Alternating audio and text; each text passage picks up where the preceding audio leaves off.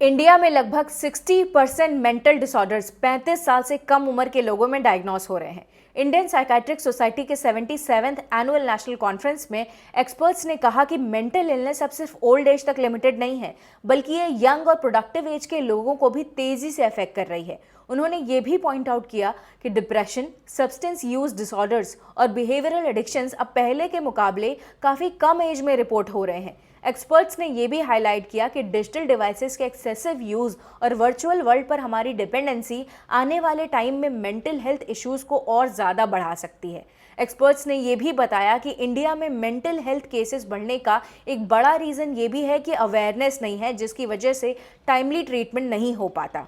अगर problems report हो तो ऑलमोस्ट सभी मेंटल डिसऑर्डर्स का सक्सेसफुल ट्रीटमेंट पॉसिबल है। जो मेंटल डिसऑर्डर्स यूथ एज में शुरू होते हैं, अगर उनका अर्ली ट्रीटमेंट ना हो तो वो अक्सर लाइफ लॉन्ग प्रॉब्लम बन जाते हैं। इसका इम्पैक्ट सिर्फ इंडिविजुअल पर ही नहीं, बल्कि फैमिली, वर्क प्लेस और देश की ओवरऑल प्रोडक्टिविटी पर भी आता है। इसीलिए इंडिया में साइकाइट्री को रिएक्टिव अप्रोच से निकलकर प्रिवेंटिव और अर्ली इंटरवेंशन ड्रिवन मॉडल पर स्विच करना बहुत ज़रूरी है।